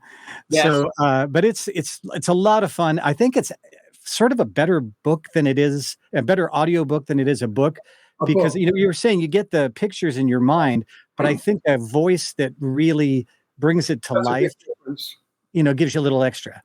No, so you got to turn them into movies. My friend Barbara Rosenblatt, who is the queen of audiobook, said to me, Ron, thank God for audiobooks, because that's my future. Otherwise, I would starve to death. Yeah. Oh, really? Do you feel the same? No, yeah. I mean, I've done about 30 plus books now. So you're making a lot of money. Yeah, it's not huge, but it's something I really enjoy doing it. I can do it at 2 a.m, whatever makes sense to me. And when I'm done, I listen to them and I think, yeah, I'd listen to that. That's a good book, So it's a lot of fun. And I'm actually writing a screenplay for this one. I've had a couple different people ask me, in a graphic novel probably to come as well. And it's very different to write screenplay versus book, as you guys would know. In a book, you can say he thought, but if you don't see it, didn't hear it, didn't say it. In a screenplay, I mean, nobody knows it happened for the most part. So it's been a really fun writing challenge. And I actually think the screenplay is better just because I can tell it in a different way. I can take things out of order and I can spook you and I can throw you off on a red herring and play around with your brain a little bit and, shock you and disturb you. And I'm just really looking forward to seeing it come into something. If that's, I love it. I love films based on book. Like a lot of times, because I'm a publicist, but I also produce a lot of stuff, and I always tell people, it's very cool to produce stuff after it's coming out based on a book. It also makes you look bigger. It sounds like a thriller rather than a chop-up. Yeah, no, it's not a chop-up at all. In fact, there's probably, I was actually thinking about it, maybe 2 scenes of any sort of real mayhem. But the review I get the most, and it's particularly from people who have children, because this story is about me and my family and my friends in this horrible situation, and people I care about suffer. And so as I'm writing it, I don't want to imagine these things anymore, especially in the detail that I had to do. And my friends read it and said, oh my gosh, Bill, I mean, how do you even write about that? I had to stop. It's a really short book, but he said I had to stop because I was so kind of overwhelmed with emotion. By his hand. Well, By his hand. Our audiences don't know what we're talking about sometimes. Hold on, William. Hold that steady up to the camera. Sure. It's on Amazon and it's on all the different platforms. By his hand. Interesting title. Yeah, and you'll see on the cover there's like sort of a bloody hand. Bloody hand. I'll only tell you that the reason he's doing that, it's the letter R. The letter what? R. The letter R. And what happened? And what it's based on, I have arthritis really bad in my hands, my neck, and all these places. And I woke up one morning and my hand was kind of gnarled like this. And I looked at it and I recognized that's an R in American Sign Language. And the dream that I had starts with that, and it starts to move all by itself. And a friend of mine that is at church, and he's just been, put your hand up. I don't understand what you're trying to say. I said, what are you talking about? He's like, no, you got to lift your elbow because and you shouldn't be spelling it. There's a gesture. What are you talking about? And I'm spelling? He goes, yeah, you're not doing it real well, but you're doing it. Like, I'm not doing that. And so that's where the book takes off, and it gets freakier, it gets scarier, it gets terribly, terribly sad in a couple of places. Not your typical slasher. And my favorite thing about it that people tell me is it's original. It's not based on anything. It's not a rehash. It's not a reboot. It's not, and that's to me, that's the mark of my. Nothing, it has That couldn't be nothing, better. That's a no better review than to say it's at least original. Yes, So that's terrific. so it has nothing to do with the movie The Hand with No. with Andrea King and Peter Lorre. Or this hand, the Freddy Krueger hand as well. I got his, Okay. but a lot of hands in my life. So, I have hey, a hand in that. I want to brag a little bit for you first, so everybody kind of knows who you are. So, you guys, these are the films that William R. Perry has worked on. First of all, the TV show Star Trek: The Next Generation, which is kind of cool since our last guest, with Star Trek. And I want to say too, like we had Lee Waddell on last week, and I read on your website, which is WilliamPerryStunts.com, how you guys are really good friends. He was a great guest, and he's phenomenal. So we have A Nightmare on Elm Street 3, Dream Warriors, The Lost Boys, The Monster Squad, Return of the Living Dead 2, Tapeheads, License to Drive, A Nightmare on Elm Street 4, Elvira, Mistress of the Dark, Predator 2, Don't Tell Mom the Babysitter's Dead, one of my all-time favorite movies, Freddy's Dead, The Final Nightmare, The People Under the Stairs, Hook, Poison Ivy, and Newsies, and A Home Alone 2, Lost in New York, which I think I already mentioned. But so my first quite thing a list. I want to talk about. So I'm a big horror movie fan, obviously, and I have all the action figures and everything that you could want. But my favorite of all the Nightmare on Elm Street is Nightmare on Elm Street 3, Dream Warriors. I'm really good friends with Jennifer Rubin, and she's been on the show a bunch of times, and we go to red carpet events with her. And so I want to know something from Nightmare on Elm Street 3, just because that's my favorite out of all of them. And to give you so Ron doesn't really like horror movies, but we had Wiss. Amanda, we had Amanda Wiss on our show years ago, and we were talking about horror movies, and he didn't know which one it was, and he was like, as long as you're not the girl who the blades come up and take through the bed and kill her, and she starts laughing, she's like, yeah, that's me, and he had no idea. But I can tell you my favorite very blue story of Nightmare on Elm Street 3. Okay. So we're doing the movie, and there's a scene where Freddy is this massive snake, and he's this big, and he's chomping up Patricia Arquette. Well, they film it backwards so that basically they can put her inside, and then they kind of chomp backward, then they show it in reverse. So we're looking at this and kind of watching this, and a giggle starts to make its way around the set, and it's getting louder and it's getting louder because the joke is making its way from the lighting guys to everybody around. And finally, the director Chuck Russell goes, "All right, what is so fucking funny?" And the place goes quiet, and he says, and the big Freddy head looks like a penis, just like a penis. And somebody says, I don't know where it came from. Nobody wanted to admit to it. He says, well, that's the first time I ever saw a penis eat a girl to get into a movie. Which is so much fun. And the place breaks up. And of course, now we're a bunch of 7th grade kids. And he's saying, all right, that's it. No more laughter. And of course, now you can't stop.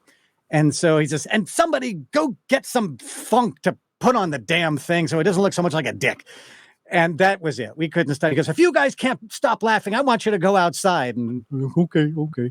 And so we'd go outside. And every time we'd step back in, we'd see that stupid thing. And we'd start laughing again. And once you see it, you can't unsee it. But think of it as being bright pink and veiny. It was just, I don't know who could have created that and not seen what they had done. But I think that's hilarious. I love the movie, and maybe it was intentional. Could be, there is horror always has kind of a, erotic kind of element to it. And I also worked with Wes Craven for a while too. I was his web developer, and I did 3 different shows with him. And, he was very analytical about these films. And he'd say, the reason, you get the red and green stripes is because you can see it from far away. It's Freddy even if he's, kind of shape shifted. And he was very analytical. So if somebody made that into a penis, well, somebody had an idea that there was a little more eroticism necessary in the Nightmare on Elm Street franchise. So you guys too, you can follow William Perry on Instagram. His Instagram is Webs Craven. So WEBSCRAVEN. Wes Craven, such an icon. Yeah. I read all the stuff on your website this morning because I knew you were coming on. So actually, you guys should go to WilliamPerryStunts.com and read some of the stuff about the way you got to work with Wes Craven, because that was super cool. So you did 3 Freddy Krueger movies, but you actually in some of them, you actually are Freddy Krueger, right? No. I'm always his victim. Oh, you're always the victim. Okay. Yeah, the reason that I got so much of the work that you were talking about is I'm a little guy. I'm like 5'6", weighed about 120 pounds at the time, arms like a 9-year-old girl.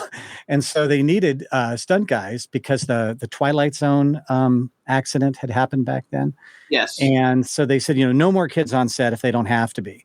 And so I had these little skinny arms, and this stunt coordinator said to me, I've got this kid and he looks just like you. And most of the stunt guys had, real big, thick arms because they were gymnasts originally. And so they were, really just broad shouldered but they were short.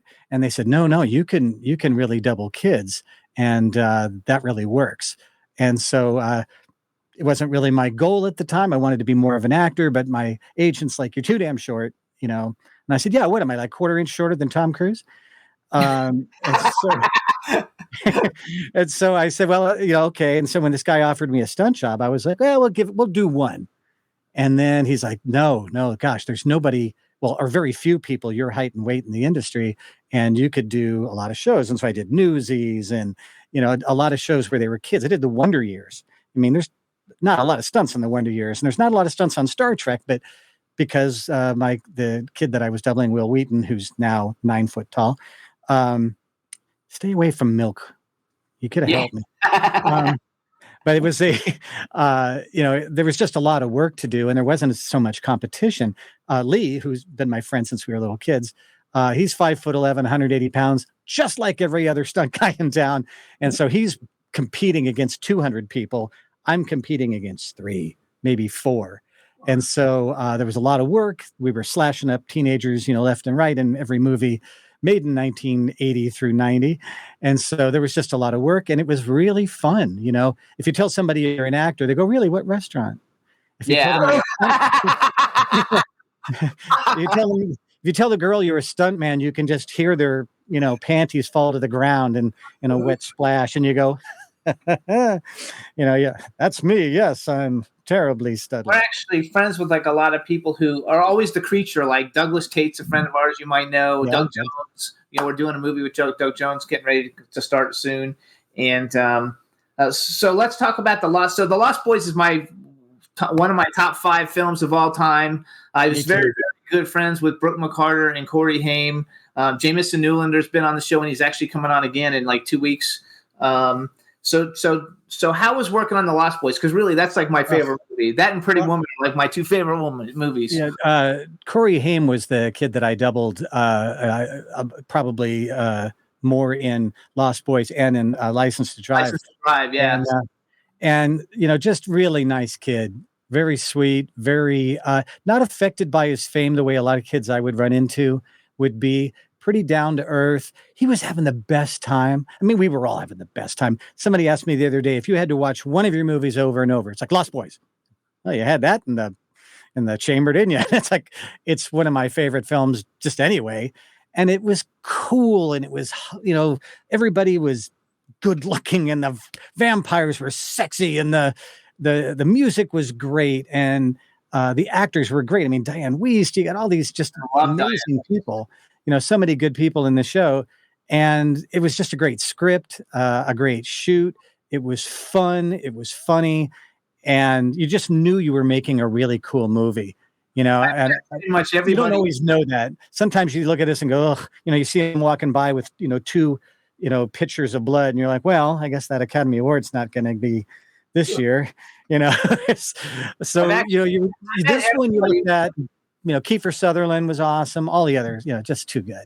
Billy Wirth, we see at a lot lot of events in LA. Do you live in LA? I do live in LA. Yeah. Okay, you live in LA. So a little towards Ventura, but up in the area.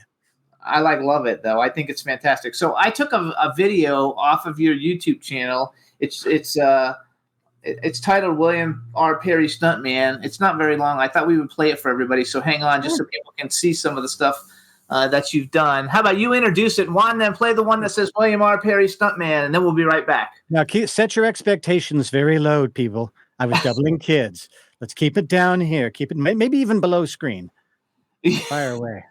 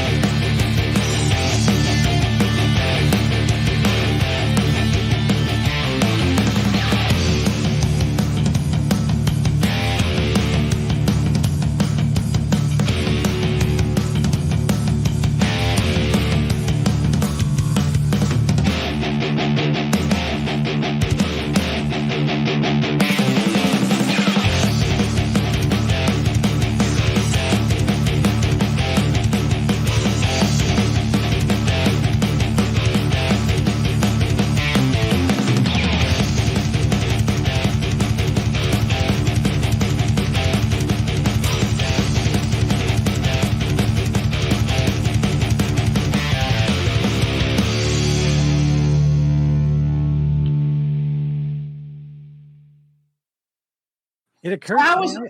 I missed some really good stuff. I didn't put the first stunt from when I come out the bus window. Got to go back and fix it. Actually, though, what's the and you need to put the when you bust out. So I'm really really good friends with Jan Birch and his wife and Sean Whalen, and so you guys. He was also in The People Under the Stairs, and you're the guy who breaks out, right? Yeah, there you go. You're the one who breaks out, breaks out.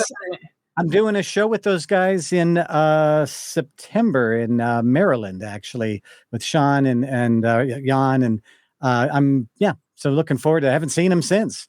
And I love that movie. It's you want to sit down with mom and have a meal. Yeah. Jan is a great. If you know the movie, you know why that's funny. I know he doesn't, but yes, Jan is great. Jan's a great guy. We love Jan. How was working with Macaulay Culkin? Because when you worked with him, I mean, he was probably the biggest. Well, he's probably the biggest child star ever, anyway. But he was like the biggest star ever, in the second. Yeah, he was about 4'6". That's pretty big. No, he. At that time, it was interesting. His parents were around, and of course, there's all sorts of, books written and things written about his parents, and he just seemed like he was having fun. But it's difficult for any kid, and I experienced this a lot with kids because of my work with them. Is that they're put into a adult place. Adult conversation, not meaning like racy, but they're expected to live in an adult world, and not a lot of kids can do that. You have to be very mature, very young, because people are working. It's $25,000 an hour to make a movie, and there's no goofing off, kid. So I really kind of felt sorry for him because he was so young, and this whole film is basically hanging on him and Joe Pesci, and and so it's a lot of pressure, and you have to be, you get thrust into this adult world where your conversations aren't very childlike, and so I think when I worked with him, I was sort of very. I just felt like I'm really good with kids. I got a couple of kids myself, and I really just thought, gosh, why don't we just go take them out and just go skateboarding or something? Give them a chance to do something fun for a little bit, let him be a kid for a little bit. And it didn't seem like he got much chance. And he was, he worked so much. He was just doing one film after the next. And so when people will talk about he or some other child star being kind of odd, it's like, yeah, you don't know what you don't know the youth that they've had. It sounds great. They're making $100,000 a week or whatever, but they're not spending that money. They don't even understand what it is. I think it's a lot of work. I think one thing I have to say, because I follow Macaulay Culkin on all my social media, and maybe he had some difficult years and everything, but he's really cleaned up well. He's got a wife. He's got a baby, he's doing really, really well. And I would only wish, the best. I mean, he kept everybody entertained, and there's really, for example, I can't even think of a star that's bigger, was bigger than Macaulay Culkin. Oh yeah. And the movies are fun. They show those, they're holiday movies. So they show them over and over and over. And, I watch them, and, I see myself, flop on it. As I watched the clip on the screen there, I was recognizing how much my spine hurts doing the fall. We did that fall onto an actual, marble floor. Yeah, marble floor. It looked like it was on a real floor. How many times? Yeah, and not a lot of padding, So yeah, every time I watch it, I go, "Oh my God, that looked like that hurt." Oh yes, it did. Again. Yeah. How many times did they shoot that scene? Just that scene was just twice. One that's similar to it is we did something for Nightmare 6 where the kid falls out a window and he lands on the ground. And the idea was the kid falls out the window and he falls from an upper floor window and he smacks to the ground. And then the actual actor would stand up and go into camera and they would run to Freddy's house. Well, the Steadicam guy was kind of struggling to get the shot just the way they wanted. It wasn't my fault, but we did it 8 times and there was no pads. 7-foot ladder onto concrete. And it was in the middle of the night and it was about 25 degrees that night. Never gets that cold hardly ever in LA, but it was super, super cold that night. I'm in bare feet, a t-shirt and skinny jeans. Yeah. And I just remember looking at the stunt coordinator and he turns to the director and says, "We can't just keep doing this." And he's like, "Well, how many more has he got?" And he said, "I'll tell you if he's got another one after the next one." And he says, "And from now on, they're $500 a piece." I was like, Thank you. That's what they have to And, do. but I think we did it 8 times. And I came home, I was a bruised, greenish black mall. Just everything was so just completely smashed. And I remember my wife at the time, she turned to me and she says, that's wrong, honey. They can't do this to you. I said, I made $8,000 tonight. She goes, we're getting a new couch. Like, wow, let me get you a bag of ice. You go lay down on that old scraggly couch we got. We'll be replacing that, Charlie. So you recognize after a while, really, it is the job. If you were a football player and you came home with some, bumps and bruises, you'd go, well, dude. Because I was going to say, every time you have to do it is $500 more. Yeah. I was going to say that. Yeah. Plus you get your daily rate, which at the time was about $1,000 a day. And then if you go overtime, your overtime is based on how much you made for the day, plus all the stunt adjustments. So, you could max out, I think at the time it was $350 an hour. So if somebody says, oh, we're going long, nobody was groaning. Yes. Everybody. I was friends with Burt Reynolds and we talked a lot and I know about his career. And I said to him, do you miss doing stunts?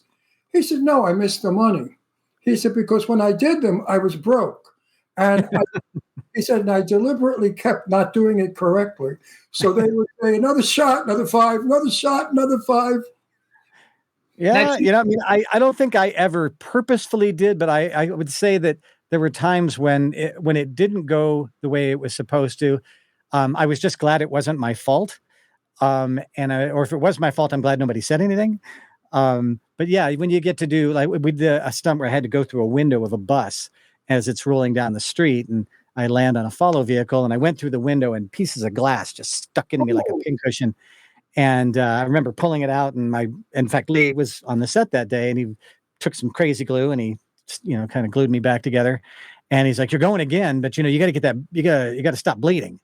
I'm like, "Sorry, am I getting it on the outfit?" He's like, "No, you're bleeding to death. That's probably the more important thing." I'm like, "No, I can't get it on the wardrobe. Wardrobe. Oh no." Have you ever really hurt yourself though? Have you ever really been hurt? No, but he had you saw actually the only injury that I ever sustained in the Elvira Mistress of the Dark. We fall through the ceiling. Yes. And as we hit the ground, they took plywood and they would put it on top of Dixie cups. And so when everybody lands, all the cups would smash and it would be a much softer landing. Pretty inventive stuff, except if you don't weigh enough to break the cups. So I land and I was, trying to tuck so we could get it. And my own knees got me in the nose. Oh, wow. Just cleaned me out. I've been punched before, not like that. And I remember just feeling everything moving. And I if you'll excuse me, I think I have something in my eye. And I'm racing into the bathroom. Are we going again? No. Yay.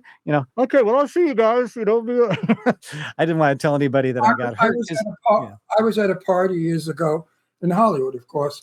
And there was this lovely redheaded woman with beautiful fire red hair.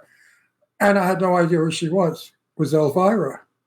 She wore a black wig. I never knew that. She looked vaguely familiar, but with the bangs and the hair hanging, fire red hair. Oh, and just the kindest, very nice lady, Elvira. Oh, it's just the nicest person ever. Really, really sweet. And so funny. She's not funny because they write her good lines. She's funny. Yeah, she's fabulous. It was a gay party, and she loved the gay guys, and the gay guys loved her. She's a lesbian. Yeah, that's my understanding. Yes, I thought so. I actually know her because I went to dinner for us heterosexuals. I got to be honest with you. No, I thought she was a lesbian. I was at Scream Fest, and I was in really good with all of. I used to be a celebrity clothing designer, and I would give everybody free clothes, and then they would come on the podcast and stuff. And so I went to dinner with her and Gary Busey and a bunch of people when we were there. She's a very nice girl. And you also worked in a Gary Busey film because you did stunts in Predator 2, which we just had Robert Davi on the show, I don't know, maybe a month ago for the second time. Yeah. I actually had a character in that very, very briefly. I'm a gang leader because I look like gang. You see this look and you go, right. Yeah, you're street. He's street. Watch out for that guy. Cross the street. Barry's coming. Yeah, But yeah, we did a scene, and I didn't actually get to work with Gary in person. I get to work with Bill Paxton, who's also one of my Great. very favorite people in the world, nicest person ever, God rest his soul. And that was just my first time on camera. You know, I go to the movie theater, I'm 80 feet across. There is a thrill there that you just cannot know any other way. I remember seeing it was everything I dreamt about from the time I was a little kid. I wanted to be in movies so bad, and there I am. Up there 80 feet across for, 30 seconds, my 30 seconds of fame. But that's nothing more fun than that. Too good. I won't watch a movie I'm in. Yeah, he doesn't like to watch himself. Never watch myself. Never Really? watch myself. He'll go to the red carpet, but then he won't pay attention when he comes on the screen, really. Gosh, to me, No. now, I mean, there's some movies I've done who will remain nameless that I was not a big fan of. But, I kind of look at them and go, it was a great time. William, let me explain it this way. When you reach 83 years old, are you going to be happy? You will. Are you going to be happy about watching yourself on the screen? I don't think so. I asked Jane Russell, Jane, now that you're 80, at that time, 5, how does it feel that you're not what you were once? And she looked at me, she said, how the hell do you think I feel, Ron? It is a pretty obvious question. I won't say it's a stupid question. So me seeing myself on screen, I say, that's not what I look like in person. Well, I see some old pictures of myself back in the day, and I was a good-looking kid. I remember I went to an agent, and he says, Bill, I think we got some great work to do together. And I said, great. And we stand up, and he goes, Jesus Christ, how short are you? And I said, I'm 5'6". And he goes, you don't look short in your headshot. How can you? And I said, well, my stats are on the resume, And he goes, well, I can't work with you. You're too short. He says, you're really good looking, though. It's too bad. Thanks for coming in. Bye. And I remember being fairly crushed by that, But at the time, when you just bounce back, or you either quit or you bounce back. And when the stunt thing happened, it was like, this is fine. This is good. I still get to be in movies. I'm happy. Well, I love it. I think you guys have such cool jobs. I could never do it. When you did Don't Tell Mom, so Keith Coogan and Daniel Harris is a friend of mine, and Keith Coogan's been on the show. So I was always one of my favorite movies growing up, because for about 15 years I was a clothing designer. And that's actually how I got that's how I started the show. Is I would go to conventions, give the stars clothes, and become friends with them, and then they would come on the show.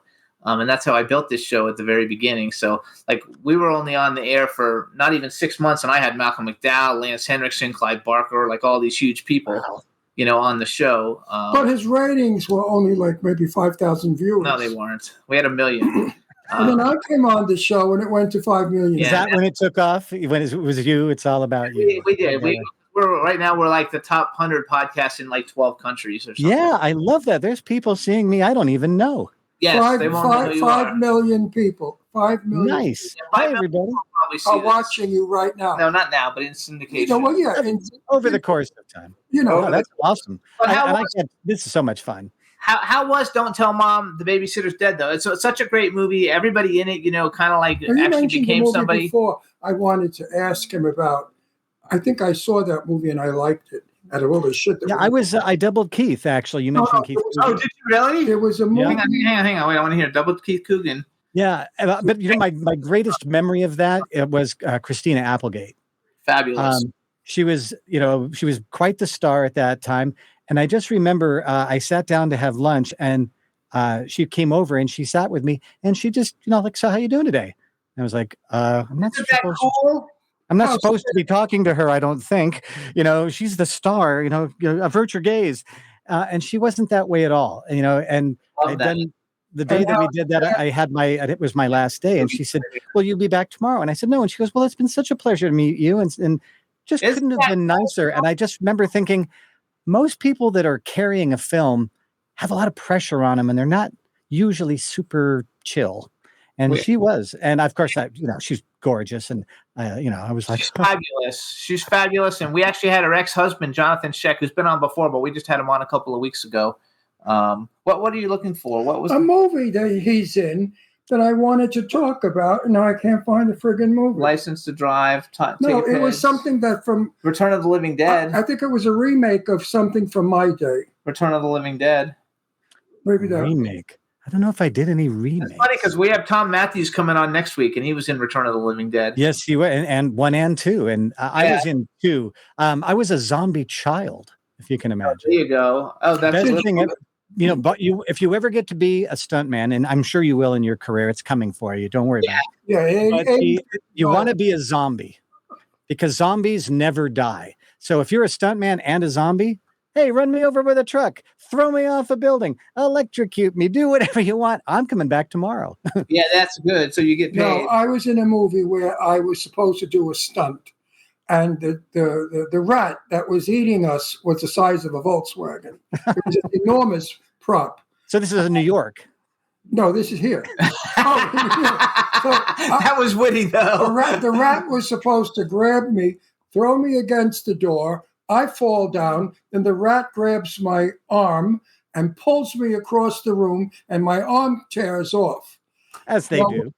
Well, now I'm about 80, I think, when we're shooting this, maybe 79. No, 80. 80. And somebody came running over and said, "You can't do that. You have to have we don't have a stunt person here, but you're too old to do that because you could be injured." So I agreed. So what they did was they made me go down in the basement, and the rat runs up with my arm, and you identify it by the wristwatch. So I was spared being knocked around. To be quite frank, I didn't think I could do it. You know what? I'll tell you, when people ask me, they say, "Oh, I could be a stuntman. I'm fearless." It's like, you know what? The idea of being fearless is the worst thing you could have, because that means you're not looking out for all the things that could possibly hurt you. And I would always, whenever an actor would say, "Well, I could do it," it's you could, but if you even get the tiniest little scratch on your face, we got to wait until that clears up, or we can cover it with makeup or whatever. You know what? Let me do it. I'll make you look good. I promise. And because I did come away with bruises. I did come away with lumps on the head. I did come away with concussions and broken wrist, broken nose, things like that. If that was the actor, if that was the actual actor, then that means he stops filming, and who knows if the whole production has to grind to a halt. So it's like, nah, just, let the stunt guy do his thing. It's somebody else gets a job. You're putting somebody out of work if you do it all yourself. Are you still doing stunt work now? No, I gave up on stunt work, gosh, about 25 years ago. Wow, am I old? When my kids were born, it wasn't so much about the getting knocked around as it's a difficult job to keep, to feed a family on. The difference between a pizza and a stunt man is a pizza can feed a family of 4. And so at that time, it was like, you know what, at 35, it was about time anyway. It's tough to get that kind of damage all the time. And I had gotten into doing web development. And at that time, Wes Craven was looking for a website. And so I built his website.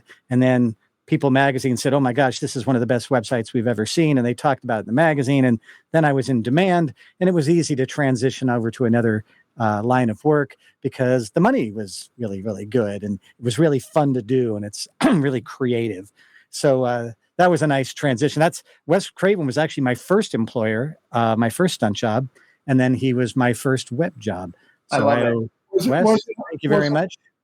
1 minute. Was it hard getting insured?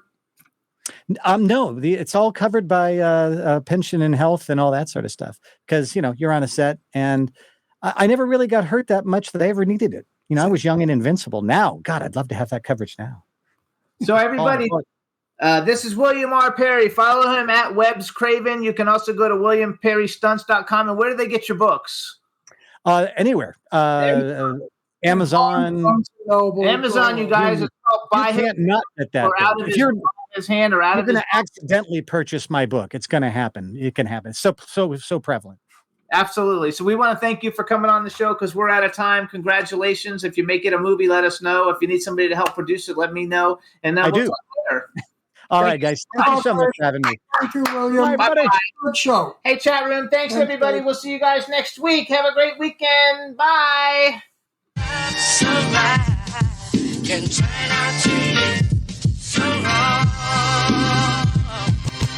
Yeah, we in the mix. Yeah, we in the mix, it's another episode. Here we go, the Jimmy Star Show with Ron Russell. Interviewing the hottest, newest, and truest of today's celebrities. Make sure to subscribe so you can get notified weekly. Jimmy Star, he's the king of cool. Ron Russell, he's a gorgeous dude. Chat room is live and you would be a fool not to vibe with us at the Jimmy Star Show with Ron Russell. Come watch it live on W4CY Radio. Miss some past episodes, download on iTunes. The Jimmy Star Show with Ron Russell. It's the Jimmy Star Show with Ron Russell.